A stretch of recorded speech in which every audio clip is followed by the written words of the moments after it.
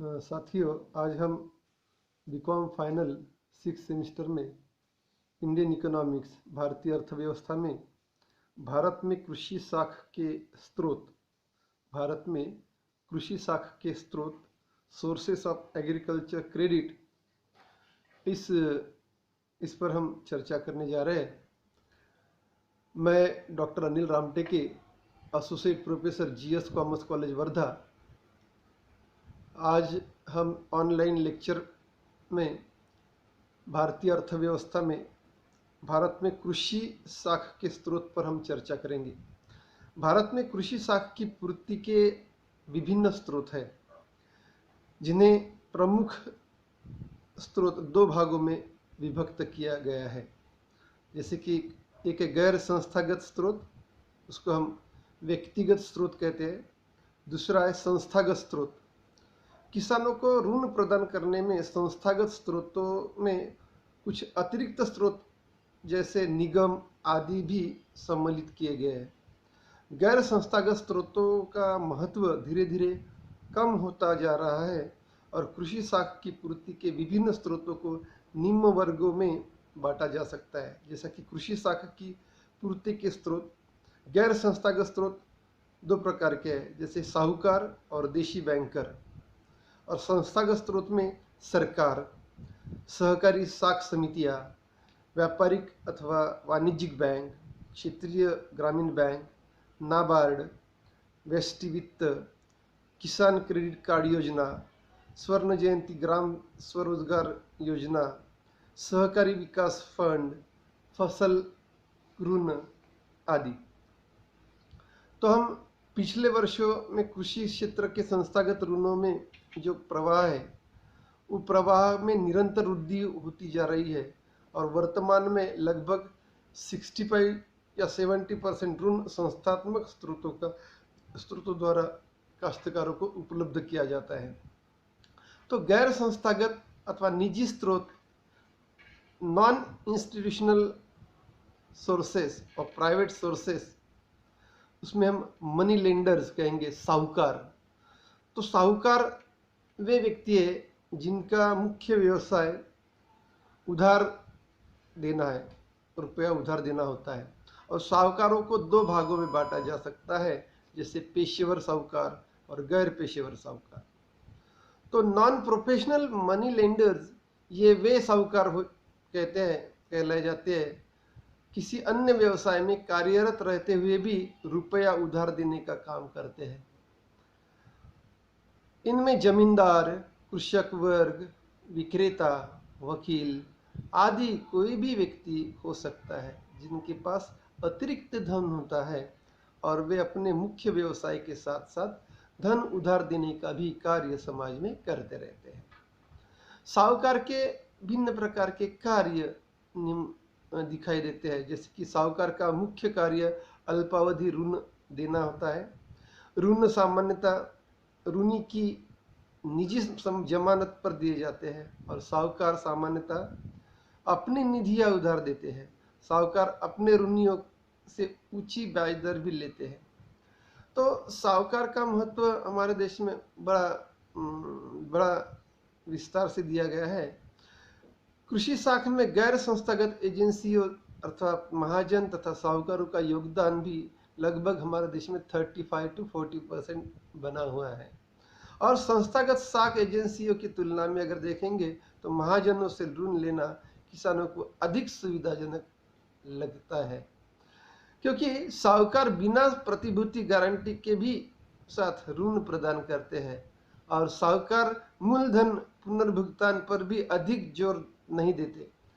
यदि उन्हें समय पर ब्याज का भुगतान मिलता रहे तो साहूकारों द्वारा ऋण प्रदान करते समय अधिक औपचारिकताएं नहीं कराई जाती और ऋण देने में कम समय लगाया जाता है। पुराने ऋणों का दबाव बना रहने के कारण भी ग्रामीण समुदाय साहूकार से ऋण प्राप्त करने के लिए बाध्य होता है। इतना ही नहीं कि साहूकार की सेवाएं ग्रामीण ऋण प्राप्तकर्ताओं को हर समय उपलब्ध रहती है।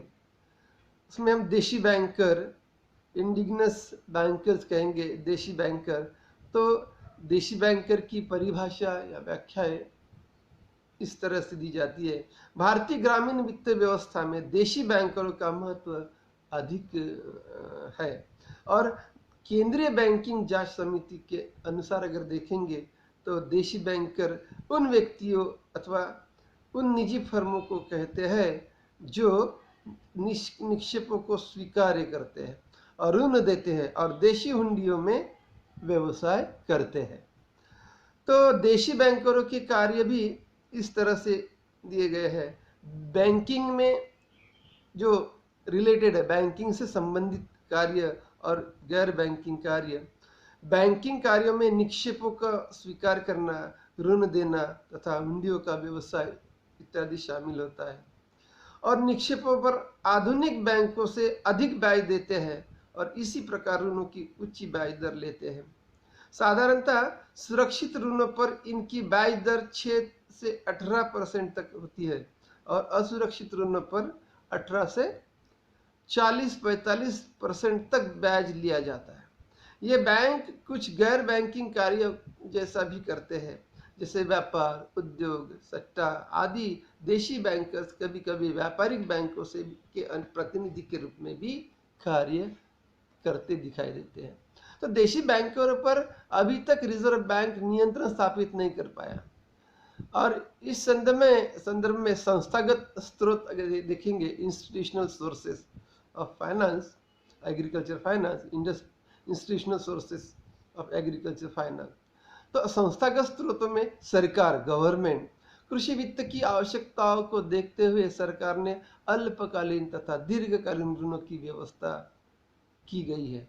ये ऋण तकावी ऋण कहे जाते हैं। सरकार भू सुधार ऋण अधिनियम 1883 के अंतर्गत तथा कृषक ऋण अधिनियम 1884 के अधीन अल्पकालीन ऋण बाढ़, सूखा, फसलों, पशुओं की बीमारियों आदि के समय पर बीज, कृषि यंत्र, बैल आदि के लिए तकावी ऋण के बदले ये ऋण दिए जाते हैं और सरकारी ऋण अधिक लोकप्रिय नहीं रहते हैं।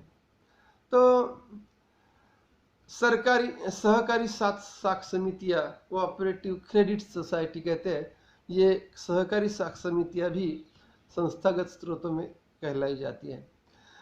किसानों को महाजनों के शोषण से बचाने के लिए सहकारी साख आंदोलन का प्रारंभ हमारे देश में 1904 में हुआ था, परंतु इस आंदोलन को गति स्वतंत्रता प्राप्ति के पश्चात प्राप्त हुई थी। यह समझना बहुत महत्वपूर्ण है। भारत में सहकारी समितियों का त्रिस्तरीय ढांचा दिखाई देता है, जिससे नीचे ग्राम स्तर पर प्राथमिक सहकारी साख समिति होती है। उनके कार्यों का समन्वय तथा इन्हें वित्त प्रदान करने के लिए जिला स्तर पर केंद्रीय सहकारी बैंक तथा राज्य स्तर पर राज्य सहकारी बैंक होता है। प्राथमिक सहकारी समितियों द्वारा गांव के कोई भी 10 व्यक्ति मिलकर प्राथमिक सहकारी समिति की स्थापना कर सकते हैं और इनका क्षेत्रफल बहुत ही सीमित होता है। इनको कार्यशील पूंजी सदस्य के सदस्यता शुल्क, जन निक्षेप या केंद्रीय सहकारी बैंक से ऋण आदि के रूप में प्राप्त होता है। केंद्रीय तथा जिला सहकारी बैंक द्वारा संस्थागत स्रोतों का निर्माण हुआ है। भारत में केंद्रीय सहकारी बैंक की स्थापना 1912 में सहकारी अधिनियम के अंतर्गत हुई और ये बैंक जिला स्तर पर कार्य करते हैं तथा प्राथमिक कृषि साख समितियों को वित्तीय साधन उपलब्ध करवाते हैं। इन बैंकों का मुख्य कार्य प्राथमिक सहकारी समितियों को ऋण प्रदान करना होता है। राज्य सहकारी बैंक, स्टेट कोऑपरेटिव बैंक, राज्य सहकारी बैंक सहकारी बैंकिंग ढांचे की शीर्ष संस्था कहलाती है और प्रत्येक राज्य में एक राज्य सहकारी बैंक स्थापित की जाती है। 30 जून 2001 को इस प्रकार के 30-35 बैंक थे। अब भूमि विकास तथा भूबंधक बैंक, लैंड डेवलपमेंट बैंक्स और लैंड मॉर्गेज बैंक्स। भारत में दीर्घकालीन कृषि वित्त करने के लिए इस बैंकों की स्थापना की गई है। यह बैंक यह बैंक कृषक की भूमि गिरवी रखकर ऋण सुविधाएं प्रदान करते हैं और यह ऋण लंबी अवधि के लिए, जैसे कुएं खुदवाने, पंप सेट लगवाने, खेती संबंधी यंत्र या ट्रैक्टर खरीदने आदि के लिए इस प्रकार का ऋण दिए जाते हैं। इन बैंकों का ढांचा द्विस्तरीय होता है। राज्य स्तर पर केंद्रीय भूमि विकास बैंक तथा जिला स्तर पर प्राथमिक भूमि विकास बैंक कार्य करते हैं और नियोजन काल में इन बैंकों का विस्तार बड़ी मात्रा में भारत में हुआ है तथा इनकी प्रगति को संतोषजनक नहीं कहा जा सकता है। सहकारी साख की प्रमुख समस्याएं हमारे देश में आए दिन दिखती है, जैसे कि सहकारी साख की प्रमुख समस्याएं जैसे दिए गए ऋण की वापसी कृषक एवं ग्रामीण क्षेत्र के अन्य वर्ग समय पर नहीं कर पाते हैं और छोटे एवं सीमांत किसानों की पर्याप्त साख सुविधाएं उपलब्ध नहीं हो पा रही है।